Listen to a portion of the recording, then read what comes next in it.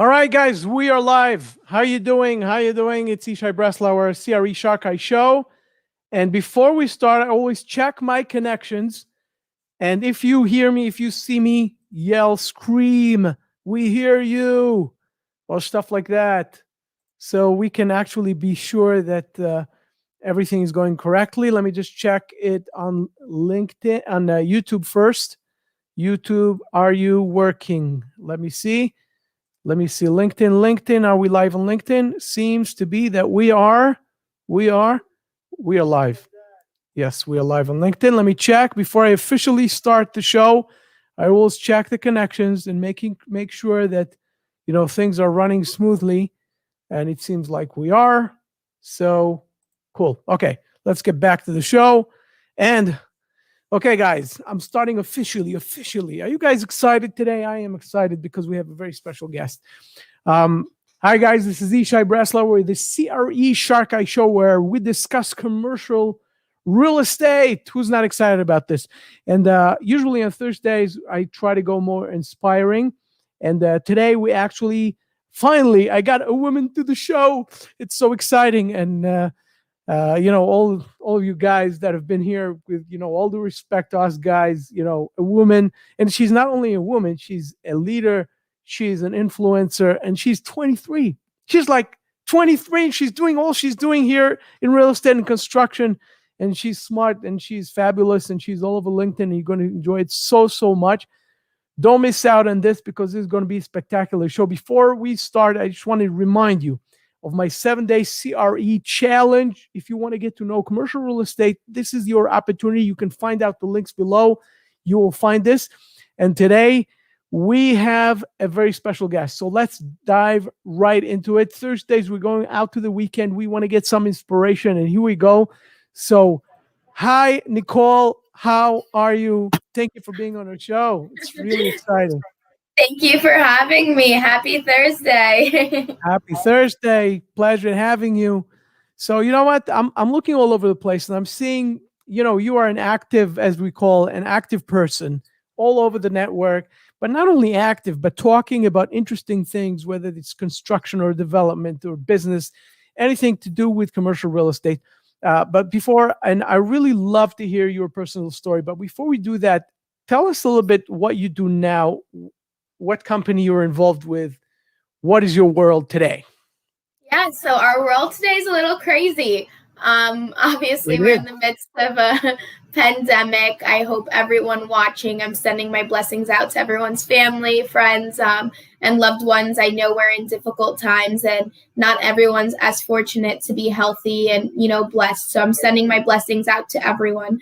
However, so a little bit about me. So I work for a company called Captiva Development and BuildPro Construction Services. So they're sister companies. I represent both. We are a full-service real estate construction company. We specialize in multifamily, mixed-use, and commercial construction. We specialize in ground-up specifically. We also have a sister company, Captiva Development, in which we entitle projects, and we'll flip them to investors or developers who are interested in building them, and we'll build them for them. The reason we started this model was because we felt as though there was a niche in the construction industry missing. There were GCs who were transactional, just bidding on a bunch of different projects. Whichever one stuck, they stuck. And we felt like that relationship base was missing in the construction industry.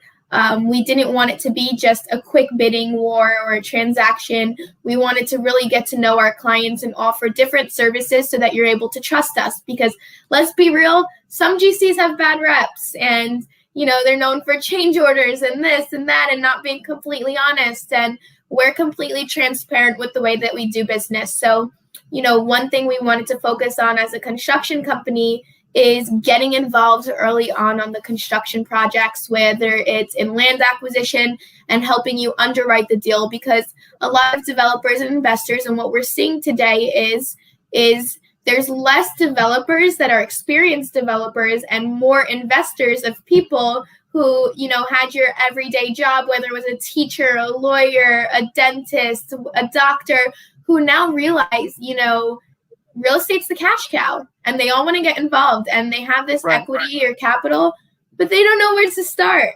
And it's super easy to lose your way, and it's super easy to get guided in the wrong direction. So, with our experience and our expertise and the relationships we've built, we're able to really guide you in the right way, get you an owner's rep, get you an architect, an engineer, a lawyer, all the people who you need in your project to ensure we're getting the project from start to finish. And so we really get involved in every aspect of the, construction projects, from value engineering, helping with entitlements, making sure that there's an upside in the project. Sometimes we even talk ourselves out of projects because we'll tell our clients, this doesn't financially make sense for you. And people look at us like we're crazy because any other GC would just build it. Your job is just to build.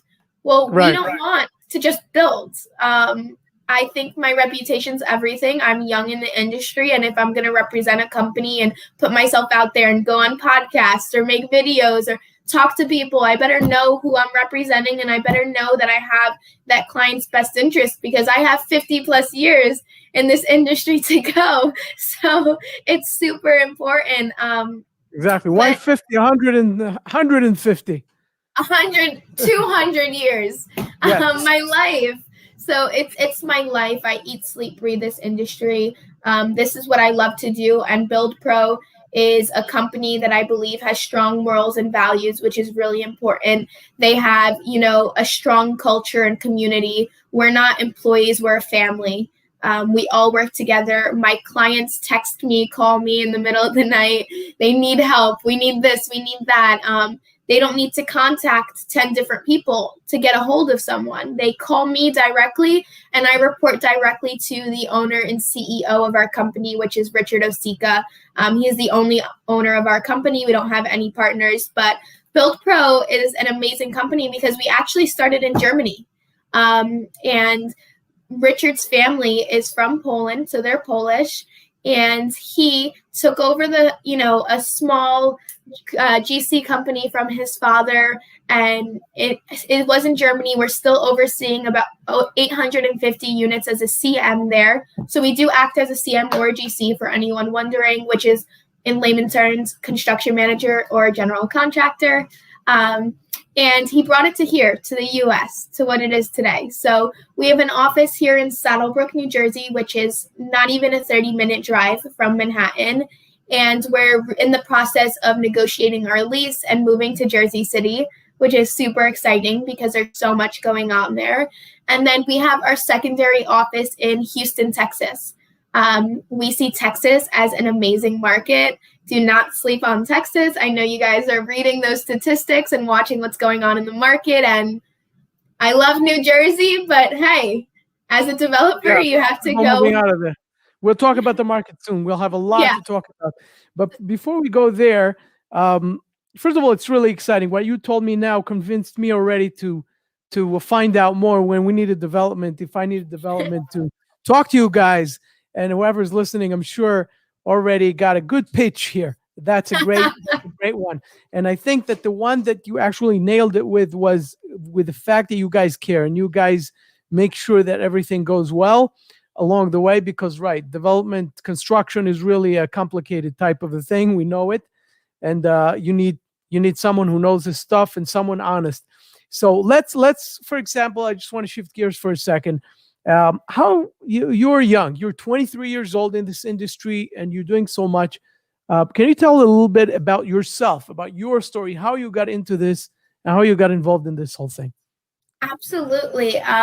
So I have a little bit of a different upbringing. I don't hide it. I don't like pity. But I also value talking about my story because I think it's important that people are super superficial. So they see what they see on the outside or whatever they see on social media. And I always say social media is a blessing, but it's a curse because they see what they choose to see, but they don't know what they don't know. And they won't know unless you tell them, right? So you can't be mad at them. But I grew up in the Ironbound in Newark, New Jersey. For those who don't know, Newark's one of the biggest cities in New Jersey. And I grew up with my mother being a single mother. I never had my dad active or involved in my life. And I, had a very different upbringing. My father was incarcerated, and him and I have an amazing relationship, but it really gave me a different perspective on life and just appreciating what life is. At a young age, I ended up in a foster home at the age of 12 years old, and I spent, ample time there. And from that time, I realized where was that? Which country? Where? In Newark, New Jersey. Newark, Yep. New Jersey. Okay, cool. Yep. So I was still in Newark, and in that time frame, I moved to a different part of Newark that was completely different than what I was used to. I had a, different family. I had, my extended actual family that was, trying to get me to come to them. So it was definitely a difficult time. But one thing that always stuck with me was you have two choices. You can either join everyone doing what you shouldn't be doing and make life seem easy, but be very difficult for yourself, and give up and use every excuse in the book to not succeed. And I mean by whether you want the honest truth or not, I mean, people in the streets of Newark were doing things that are illegal and things they shouldn't do because that's the easy way out, right? And you're female and you could just take the easy way out. Or you're going to bust your, behind, you're going to go to school, you're going to work your booty off, and you're going to figure out how to make something of yourself. And I knew at a young age I loved education. I, was on the debate team in elementary school. I played sports. I loved science and math. Those were my two favorite subjects. I hated reading. I loved numbers, and I wanted to be the first woman president of the United States of America. That was my first, right? That was my first dream job as a kid. And then I quickly realized that, education was going to be my way out. And from that, I, moved on. I started high school in 7th grade. So I enrolled in a magnet program where you could take 7th and 8th grade class in high school and get college credits. And it was an advanced program at a high school called Science Park High School. And I was a little nerd. It was, the only way that I can keep myself distracted by what was going on in my personal life at home, because as soon as I left school, it was a different world. And I think that's what made me want to go to school more, because it was kind of an escape.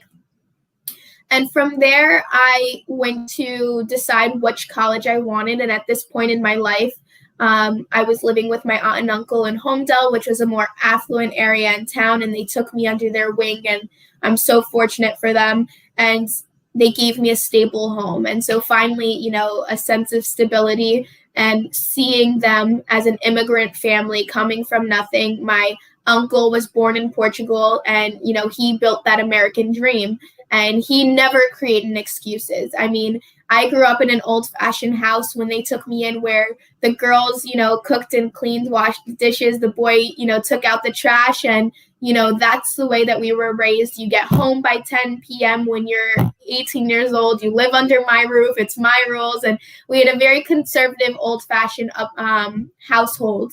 But from there, my dream was to go to University of Miami, all these different colleges outside of New Jersey and New York.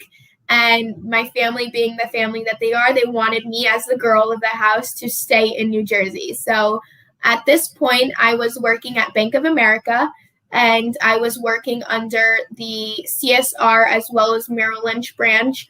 And it was in a super, conservative area in Rumson, New Jersey.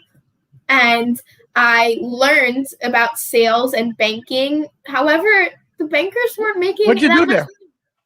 I handled sales, so I helped them get mortgages.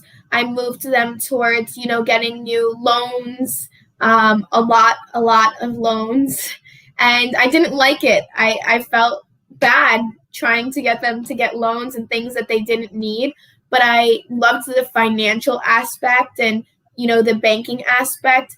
But the bankers weren't making as much money as I wanted to make. And I know that sounds crazy, but they were super restricted towards their hours. They were on salaries. And I wanted to be a young mom. and I'm not a mom, but I wanted to be a young mom in, my late 20s, early 30s. I wanted to also be able to provide for my family in case, something were to happen to my husband.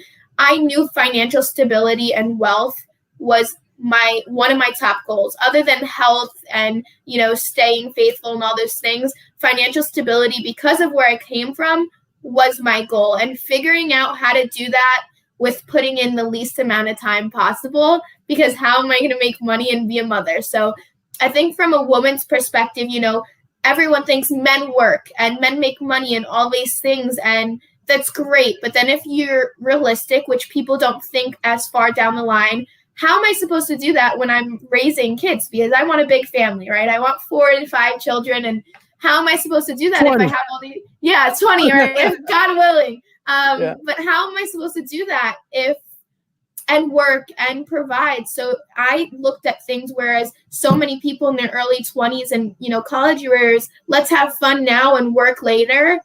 I was like, no, I have to work now so that I can enjoy life with my family later. And when I was working at Bank of America, I'll never forget, I had a week to commit to a college, and I was so upset at my family because I wanted to go to University of Miami, and I got a full ride to University of Miami for their business school, and I said, you guys can't tell me no, I'm going. And I was sitting behind the desk, and I'll never forget, this guy comes in with a beard and a huge hoodie that says a big M on it. And I instantly knew that stood for Monmouth University. And he needed help with his bank account. And he looks at me, and I was 18 at the time. And he says, what are you doing handling my bank account? I'll never forget. And I started laughing because obviously it's not the first time I've got that. And he goes, are you in college yet? And I go, nope, I'm a senior in high school. And he goes, what college are you going to? What do you want to do with your life? Like, he was just so intrigued to know what I was doing managing his account. Where are you going next? Yeah, because one click of a button and I'm transferring funds out of his account. And who am I, And I said, actually, I'm planning on committing to TCNJ. And at the time, that's the College of New Jersey. They have an amazing business program. And I was going to major in economics. Real estate wasn't necessarily on my radar. I wanted to work on Wall Street and make money in the stock market. And I just knew I wanted to make money. I just didn't know exactly where to go. And I didn't have the right mentorship at the time. But I was heading in the right direction with the people I was connecting with. And so he goes, before you commit to TCNJ, can you come to my office? I'll treat you to lunch. I'm going to smoke a cigar, and can we just talk business and me understand, what your goals are? And I said, you know what? I said, no problem. This was on a Saturday, and that was on a Friday. And I went to his office, and in that moment, he ended up telling me he was the dean to the Real Estate Institute at Monmouth University. And wow, he wanted me to be a student at his institute. I ended up getting a scholarship to Monmouth University, and Monmouth University was never on my radar. At the same time, a week later, a woman named Kimberly Newsome, and I'll never forget, she was a real estate agent for residential real estate, so single family homes, and she wanted me to be an intern for her when I wasn't working at the bank. And so now real estate hopped on my desk. And now Kimberly was a single divorced mother with 2 children. She lived in a beautiful house. And I'm thinking to myself, how do I do what you do? I don't know anything about real estate, but how do I do what you do? Because I know that any person who's successful is in real estate. Teach me how. Whatever I have to learn. She had me cold calling. She had me learning CRM, all these different things. And then I got my scholarship and I committed to Monmouth University. That summer, I received my first job offer for FEM Realty, which is a huge development firm in New Jersey, and they specialize in development for warehouses and commercial facilities such as hospitals, different wellness centers, and they were building their first multifamily development in Long Branch, New Jersey, which was a hot spot at this time. New development was just kicking up. Jared Kushner was investing in the area. Pier Village was, growing, and they were building multi-million-dollar condos. And that was her vision. Her name was Mimi. I'll never forget. And I believe she was Jewish as well. And she took me in and hired me. I was working at a trailer on the site, and we were in pre-construction. I mean, demo started, but we didn't have the building on the ground. They were figuring out, you know, architecturals, and they just threw me in. And it was like, Nicole, every unit minimum was 1.9 mil it was going for. Every single person who was purchasing a unit got to customize their units. Everything was top notch. And the clientele that was coming in were a lot of, and we have Deal right next door. So Deal has a lot of Syrian Jewish clients. So this was my first introduction to who the consumers were in the development real estate market. And I want to know how they're making their money. So I was constantly thinking in different ways. Okay, go ahead. Yeah. Yes, I was constantly thinking, and the market was coming from Florida. It was coming from New York. Everyone wanted that beach living, but also close to Manhattan. And so I learned a lot working for that company. So from my going into my first year of college, I started already with 2 real estate jobs of experience, from residential straight to development. And then I realized I want to do this for the rest of my life. I love development. I don't want to do single family development. Maybe I'll do that as my first investment, but I love seeing something go ground up. I love understanding how the construction works. And wait, there's no women in this industry? I was like, I'm the only woman on the construction site. I want to get so much more involved and learn how I can, you know, change this. And I'm not a feminist or anything by any means. I'm someone who's very open. I believe that there's male roles and female roles in the society. But I just thought to myself, everyone in this industry, there's a huge age gap. It's people who are starting off in the industry and they will not take that leap. They'll stay as brokers for like CBRE, Marcus Milchak, or, you know, big, you know, brokerage firms. Or it's people who are in their 40s, 50s, 60s who, you know, people will trust them. They're not going to trust you. You're in your 20s. They're not going to listen to you. And the problem is the older people don't have time to train the younger people. Go figure it out, because those people had to figure it out themselves. And they also came, you know, from immigrant families, because most developers are from overseas and came here to start a new life or build. Very competitive industry, 100%. Exactly. So they have the mentality of, I worked for it. I came from nothing. Or, you know, my parents made me work for it. You're going to work for yourself and figure it out. But what that did was it hurt the younger people, because the younger people then didn't get the right guidance. What's going to happen when the older people go? Who's going to take over the industry, right? Like, where are they learning from? And I was lucky that at Monmouth, at the Kislak Real Estate Institute, my major was finance and real estate. It was a double major. So all I focused on in college was real estate development and finance. We learned acquisitions, we learned underwriting, we learned appraisal, real estate law, and all of my professors in these industry classes were adjunct, which means they were professors in the actual industry, and they were mentoring us. So they were in real estate investment and development. This obviously, they were not getting paid anything crazy to be a professor, but they did it because they wanted to teach us. And they wanted us to be in their position. And I was able to have such amazing mentors in the industry that really helped me grow and showed me the way. And in this time, I was supporting myself financially. So I was working full time. I after my job with FEM and phase 1 and phase 2 finished, I said, I need to make money. I started working at a car dealership at Mercedes-Benz. And, you know, again, sales skills. And I knew that I didn't want to do that for the rest of my life, but I needed to make quick money. So from 9 to 5 every day, I was working at the dealership. And then the real estate classes, because the professors were adjunct, they could only take them at night. So then Monday through Friday, 6 to 9 p.m., every day I had class. And then 9 to 5 a.m. to p.m., I had, you know, work. So I was all over the place, and I said, you know what?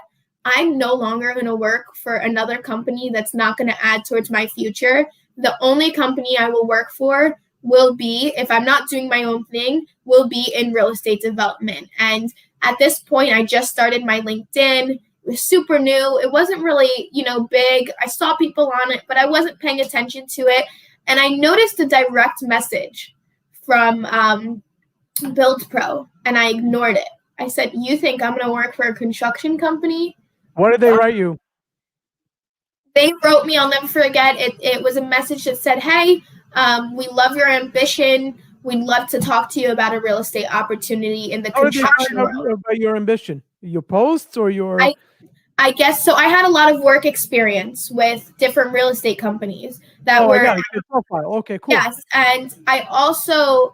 Without that being said, I also was the president of the real estate club at Monmouth University. So we had a real estate club that was founded by two gentlemen, and when they graduated, I took it over.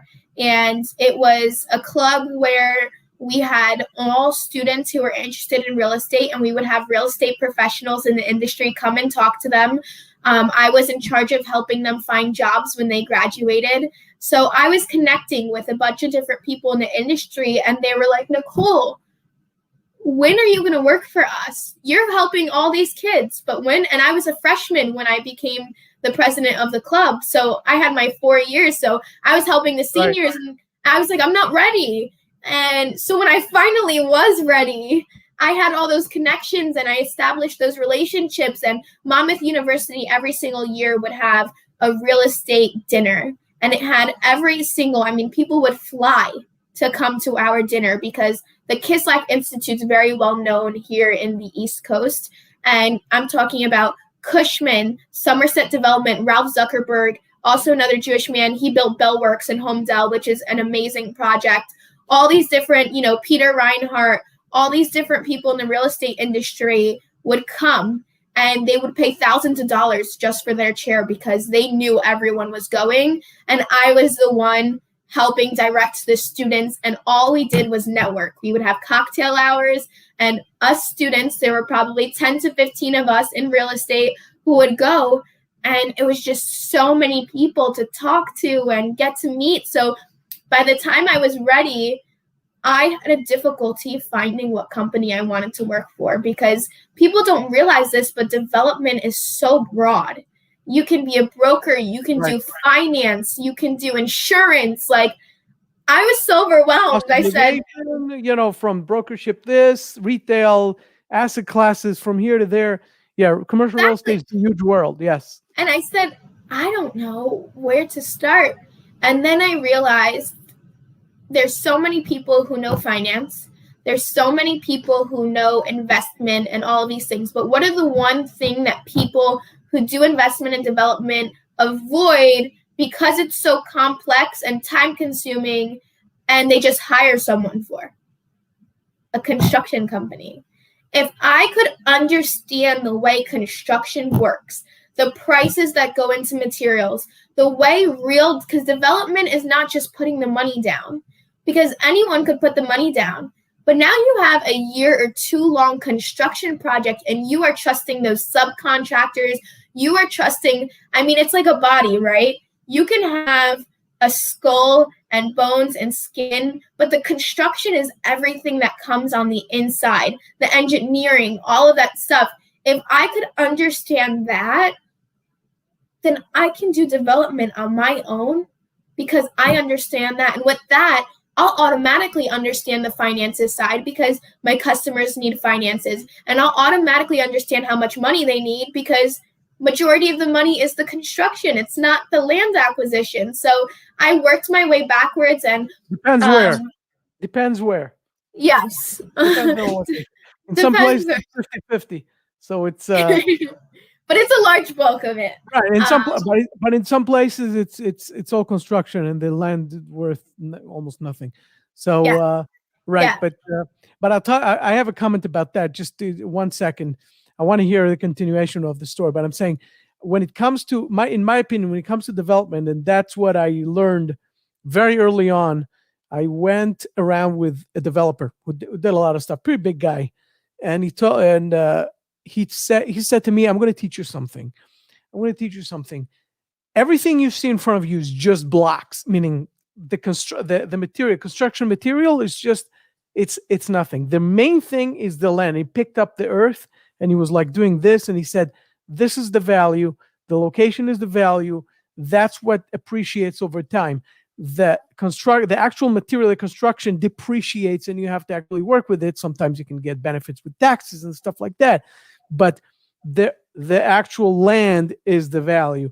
And but obviously, as you said, once you know more about construction and you understand better about construction, you obviously can be more involved in this whole thing, because most developers are not that involved. It's not that necessary to be involved, but it's such a huge advantage to know more. That is without a doubt.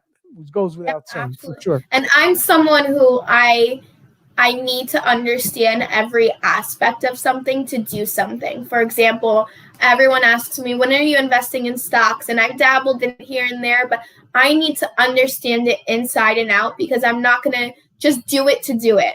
I'm someone who I need to get it. Right. And if I'm going to be giving people advice, and I always say this, and to preface, I don't believe there's any, superior man, woman, whatever it may be. But I do believe, because we're in a male dominated industry, if you're a woman and you're going to put yourself out there and you're going to charge and try to be in this commercial industry, which is super cutthroat and difficult, you better know your stuff.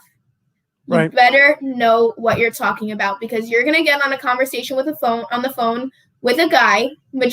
I barely speak to women, and they're going to ask you questions. And the minute you don't know what you're talking about, beep, they're not even going to give you the time of day. And that's just the hard truth of it, because the difference between you and I is that there's 100 other people that do what we do. So it's who you want to work with, your personality, your ability to get things done, but also what value you add. So if you don't provide any value and you don't know what you're talking about, and you have to send them to 50 other people to answer one question, they just want to deal with one person. They don't want to deal with a million different people. And when it comes to, as we were saying with construction, the reason I say, and land is so important, land acquisition is huge. I mean, if you can't find land and that's a completely different conversation, you need to acquire land at a very good price, because then the project does not make sense. Your land's value is determining whether a development makes sense. I always say, a developer sees the value in land, and an investor sometimes just sees the value in the building, because there's a difference between someone that just invests in existing buildings and a developer that invests in ground up, because they see the value difference. So when my clients tell me, I have sometimes people call me and they're like, I'm looking to build a warehouse, or I'll buy an existing warehouse. That's a huge red flag to me, because I think to myself, you either know you want to build or you want to buy existing. Someone who wants to build will tell you, don't show me existing. I want my own product. I want to see it go up from ground up, create the value, and I own it. It's a whole different business plan. Right, exactly. So completely different. So with that being said, whole period, sale, everything. Everything's just so different. So with that being said, I got on a call that day and I answered the DM back on LinkedIn, and I got on a call with a gentleman, and on that call, we spoke about nothing in regards to business. We spoke about life, my goals, what I want to accomplish. And the first thing I said to him, I said, I've been on over 50 interviews. And all of the interviews I was going on was in Manhattan, Brooklyn. A lot of them were in New York, because in my head, the money was in New York. So I wanted to work in New York. And I was super close-minded on other opportunities, because I just wanted to work for a big firm in New York that was, killing it. And I said, after going on all those interviews, I realized a lot of the people who were interviewing me lacked a few different things. They lacked being a human. They lacked personality. They lacked the ability. Can you define it a little bit? Can you give a definition? That would be a very, very good thing to hear. Yeah, I felt as though they weren't personable. They didn't have my best interest at hand. They wanted to know. No, they didn't care. It was all BS. It was all BS, and it was super shallow. And I feel like I'm investing into you and you're investing into me. And I feel a lot of business owners have to recognize, especially with the younger generation, one thing that they say about, millennials is that we hop from job to job or whatever it may be. I think I understand that perspective, but I think the perspective that's not understood is that people want to feel for everything. Yes, people want to feel valued. How are you providing value to me? And I'll tell you how I could provide value to you. And when you ask that question, a lot of them don't have answers on, okay, you wanted to interview me. What was it that stood out? Did you just cold call me? It was super shallow. And I also realized they didn't have culture. And that was super important to me. What is the goal of your company? And don't give me some statement of community, family, and perseverance, like some 3-word thing. I want to know what makes you guys different than the other companies, and why did you start, and be vulnerable and be a human and be personable. Because, for example, me and my boss today, you spend more time at work than you do with your family or friends. You want to know who they are as a person. And I said in the beginning of our podcast, I want to know who I'm representing.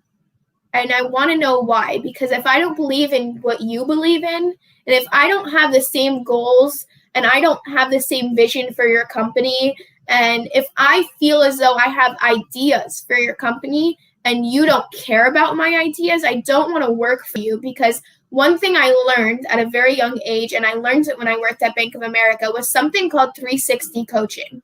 And 360 coaching basically is something that we did, and I'll never forget, her name was Diane, and she was the branch manager. And she would have us once a week sit in a circle, everyone at the branch, and every single one of us had to coach each other. So it was not constructive criticism. It wasn't who's higher than who in the company. It was, we're all equal. What are you doing that's working for you? And what am I doing that's not working for me? And let's figure out for me to learn from you so that all of us could be better. And I feel like in real estate and sales specifically, everyone's trying to be better than everyone else. If you're an insurance broker, let me tell you how I'm better than that other insurance broker. If you're an agent, let me tell you why I'm better. No one talks about who they are. No one talks about, hey, let me give you advice, because I have people from other construction companies contact me that are in business development and say, I see what you're doing. I need help. And they're my competitor.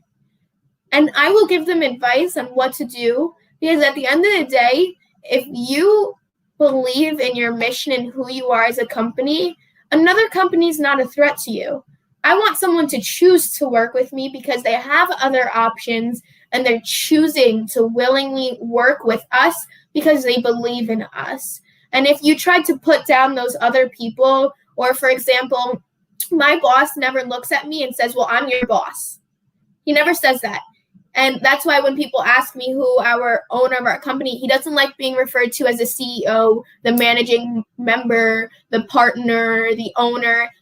His name's just Rich, and he just happens to be the owner of our company, and he just wants what's best for us. He doesn't want it to be, well, I am the big guy, and that's super important for, beautiful. culture.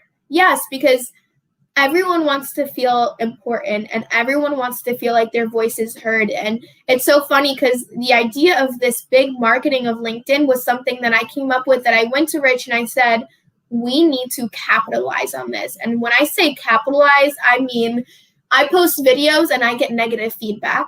I post videos and I get positive feedback. It's easy for companies to post and pay a marketing company and get amazing content that's like, looks appealing, looks amazing, and post it, and it's super, planned out what it's saying, and it's like, our name is BuildPro, and this is the services, and super formal. People don't want to see that. They could read your website if they want to see that. They want to know who you are. They want to hear you talk. They want to know you're a human, and it all goes back to that at the end of the day. When we put our work caps off, your father you're coming home to your wife, you're coming home to your children, you're dealing with your daily struggles. And my clients, my colleagues, the people I work with are more than just my clients, but they're my friends and have become business family members. And they talk to me about personal things as well. And people want that. So we're not selling a construction company. We're not even trying to sell you. We're trying to explain to you what we do, why we do it, and who we are as people. And, you know, how can we help you invest in the dream that you want? Because I have a client, for example, on a project we're working on, and she works for UPS. And she saved a lot of money, and now she wants to invest. And Beautiful. We're helping her every step of the way. And my first question to her was, and I say this to a lot of our clients, I go, what is the most important thing to you in life? And if they say money, and if they say their projects, I tell them, you're full of it. It's not true. Is your family the most important thing? Because that should really be your most important thing. And then after I ask you that, I go, so are you building this to make money? Or are you building this for your family? Because I want to know what you're driven by and what's motivating you. Because if you're solely money motivated, I know that you're just going to go to the next guy that's going to give you the best offer. But if you're motivated by things like faith and your family and what legacy you want to leave behind, then what's the point? Because when you're developing the deeper stuff that is real, yes, that really matters, as we call it. Because then I know we can build a connection, and I can understand and tell you your 10-year goal is X, Y, and Z, and this building is not going to give you your 10-year goal. You're going to get a quick cash out, and it may not be enough. Or this building is perfect in the goal that you want to attain. Or this project is way too big. Let's start smaller and then refi and go into your next project and continue. But it's not going to be in a year. It's going to take several years. So we need to understand those things. And clients get taken back when I ask those questions because they're like, where are you getting at? But I always say, I want to know who I'm dealing with. I will not bid on a project. I will not take on a project if you're just handing me a check. I want to know who you are and what your purpose is. So as soon as I had that call, you know, that next day I had an interview in person with Rich, and I got hired on the spot, and I started the following week. And I've been with the company ever since. How long is that? Almost 2 years now, so over a year. Beautiful, beautiful. So just one comment about what you said, really interesting, and that people don't realize when it comes to real estate. When you sell in another business, and a lot of businesses, when you sell, you made the sale, goodbye. You obviously want to create a relationship with a person. You want them to come back and be a client again, but the transaction is over. You know, it happened and it's done. When it comes to real estate, it's not in one and it's done. You are married. If you are hiring a GC or a CM, or if you are even getting a management company, you guys are going to live together for a while. You taking an investor on and you selling him, come invest with me. You don't understand. He's not going and buy. He's there all the time with you. If you're not honest, if you're not 100%, if you're not delivering, if you're not wholeheartedly, you know, with that person, you're going to get, it's going to be a backlash. It's not going to be good. And therefore, especially in our industry, it's really important. The personal, I would say, approach is really important because it's a long-term thing. Let me shift gears a little bit. I want to get a little bit into the real estate aspect of things. When you said in the beginning, you said that you guys do construction, and you guys, meaning also on a CM basis and also on a GC basis, which I would like to talk about. But let's drill down. Let's come up from the top. And you guys also are involved with development. So these are two different aspects. Can you talk a little bit about this? So Captiva Development is our baby company. It's only about 4 to 5 years old. And what's the focus? I'm sorry? What's the focus over there? The focus of Captiva it's our long-term plan. So the way Captiva is going to work, and so BuildPro is focused on expansion right now. and Captiva is focused on our long term. So eventually we will be doing all development and our own construction and holding all of our development projects. We do have a project in the works right now that we are holding. However, we had 2 other projects in which we were named redeveloper on both projects, and one is in an opportunity zone that's currently under contract for 100 units. And that project's like my baby. But that project, for example, we, went under contract on it, got it entitled, got it approved, sold it to one of our clients, and we're going to be the active GC on it. The reason we're not holding it, which originally we were going to hold our projects, but what we saw happen in the market was super important. And what we saw happen in the market was that a lot of GCs are only doing large projects, meaning 250 units plus, and they're over leveraging themselves, and they're doing a lot of different projects and forgetting about, quote unquote, which aren't the little guys, but the little guys doing, 50 units to 150 units, and the quality has gone down because there's not as many as them. And so we wanted to take advantage of that, and we also wanted to take advantage of the migration between New Jersey to Texas, South Carolina, North Carolina, DC, different areas. So our 3rd office is going to be opening in Washington, DC soon, so stay tuned for that. But we wanted to take advantage of that. So we said, you know what? We're going to flip and sell those 2 development projects from Captiva, and we're going to sell it to our customers. And our next projects, should they make sense, we will develop them, but that is not our short-term plan, meaning short-term within the next 5 years. Our short-term plan is to grow the GC arm and create those relationships with our design build clients where we're getting involved super on, so that we're able to expand that GC side, and then we have the development side that we're able to integrate. However, some projects, if they make sense, because we're very picky on what we invest in, we go in at a very low acquisition, which is hard to find in New Jersey. And we go in at a very low investment for land acquisition, and then we'll hold it if we decide to build and develop it. It's just personally not our, short-term plan in the moment, but that will be where BuildPro and Captiva is going towards for the future. Right now, we're just focused on the GC and establishing those relationships. Okay, tell me something. Very interesting. Now, talking about your GC work, which is the main part, the BuildPro is the main aspect of the business.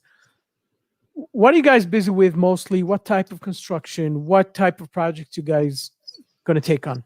And what type of style of work you have? Like you said, CM and the GC, would that be an open book? Would that be like you taking the whole thing? Meaning, how would you define the way you guys do things? So we can either structure a project as a CM or a GC. As a GC, we're basically buying the plans off of you and taking, the job. We're in control over it. And, whatever we miss is really our responsibility. As a CM, it's an overhead and profit fee. And on the entire, project costs, it's a complete open book. In order for us to get through any subcontractor or anything, we have to go through obviously the owner, and it's a 2-way street with responsibility.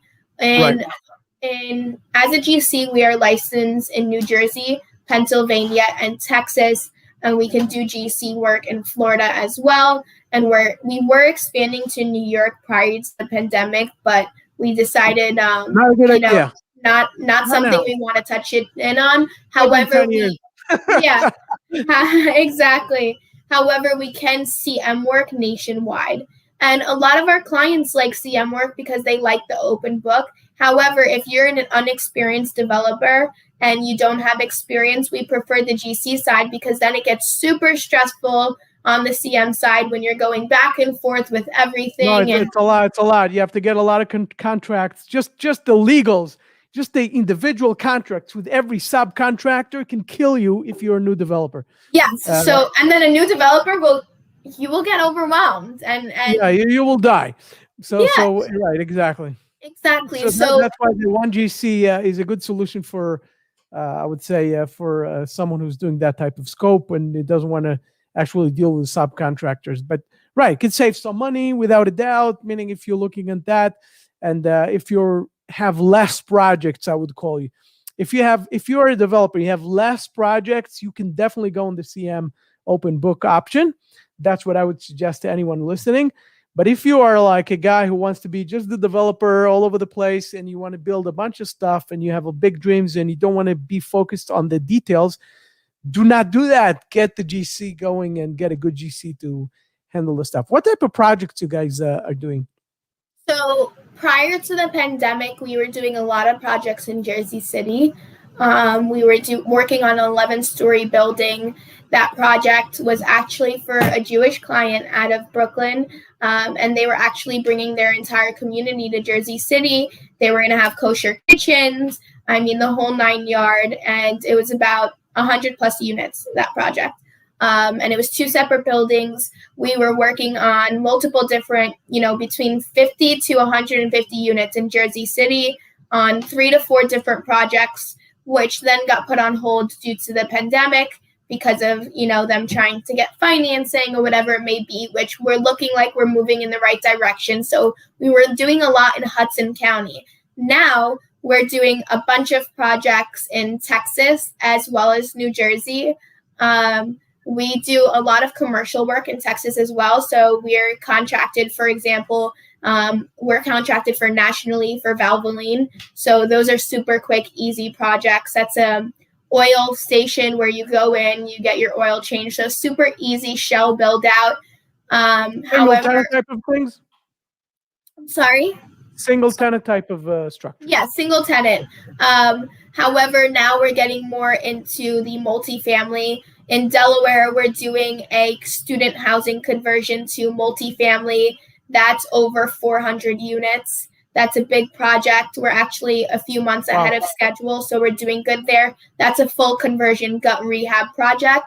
And then in New Jersey, we're working on a few ground up projects. We have a 100-unit project slated to start hopefully in the fall. And then we have 3 projects following that also slated to start in the fall. All wood builds. The ones, however, the ones in Texas are wood build. We like to stay in that 3-story garden style just for construction pricing. The ones in New Jersey, as soon as they pass, that 3 or 4 over one, now we have to go into steel. So those projects are a little bit higher in density and stories. Those projects are 5 to 6 stories. Right. But we stay under that 12-story unit size and height. And a lot of the ones, like I said, in Texas. What's the main reason for that? Is that construction costs? Or construction cost. Or just at the markets that you guys are operating? It's our niche. It's our niche. I got it. We're not competitive enough to go into high-rise buildings. We don't. Where you are, you know what you're focused on, right? Yes, we don't want to over-leverage ourselves.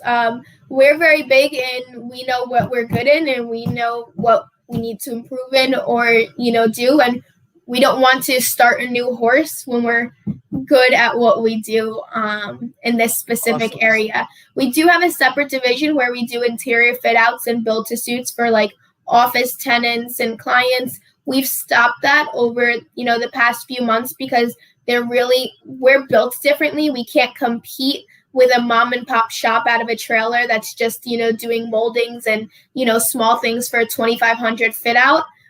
We have a full estimating, purchasing, marketing, accounting team here, so it just doesn't make sense. So we like to stick with a ground up development. That's awesome. Tell me something from your experience, what you see from a ground up development perspective. Where is the market today? Meaning, you're seeing all these trends that are happening, the pandemic that happened, everything that is going where it's going. Where do you think things are going? What is the feel in your company? The walk and talk of, things are shifting that way. They're going to Texas, for example. They're going here. They're going there. What do you guys feel from what's coming? From development perspective. From a development perspective, ignore the construction side, but you're gonna serve all these development sites. Where are they going? This is why we're expanding. So, for example, in New Jersey, they're moving to suburbs.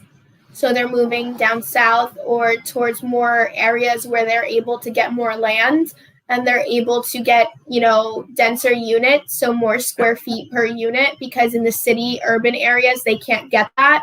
So we're seeing a lot of people moving towards more of the suburbs, specifically in New Jersey. If they're not investing in New Jersey, they're investing in areas like Florida, which I personally feel like, Florida can easily be over leveraged because Florida money is New York money and it's very similar. So you really need to be careful on the areas you're investing in Florida and make sure it makes sense, because things aren't cheap in Florida either.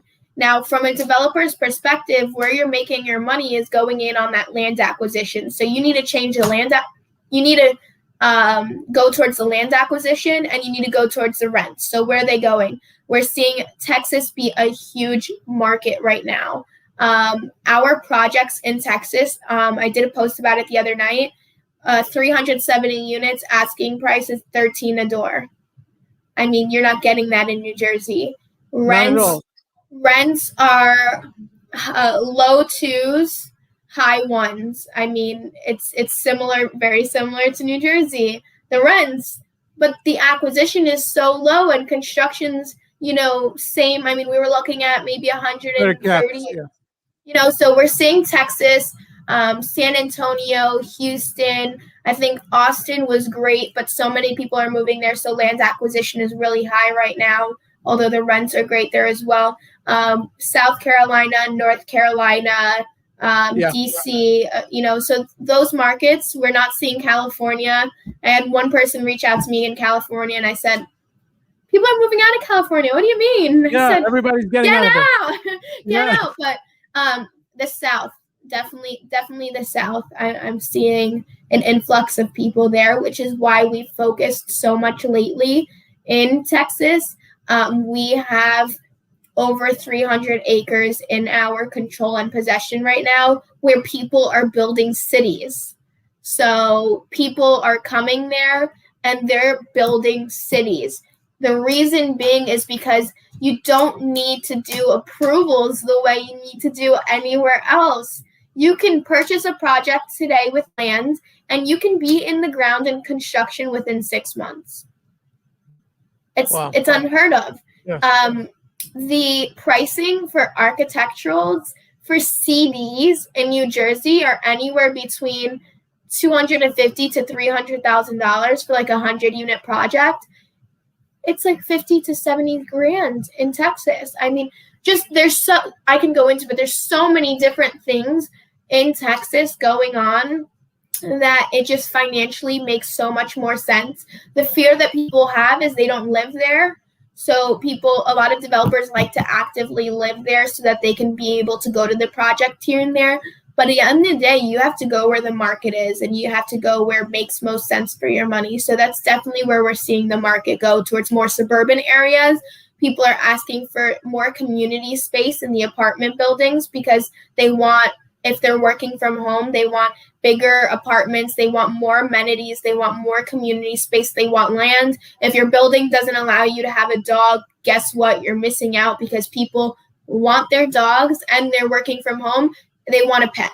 And it's just the reality of it. So It's little things you need to cater towards to, little bit higher end finishes because people want aesthetically pleasing apartments as well. Your average, young person will keep staying at that apartment building if it's aesthetically pleasing, has good security, has great amenities, and, the community around it's great. Right. Okay. Listen, I'll tell you what, I usually try to keep the show less than an hour so I can put it on different type of platforms that don't allow it. And we are at 59 minutes. We could talk for another 59 minutes. Let me just wrap it up and stick around there. And I want to ask you a couple of questions, not on the air, but anyways, I want to thank you for being with us on the show. Thank you so much. I'm going to put you again on the waiting room and I'm going to say goodbye to everybody. So just keep it that, stay there and wait.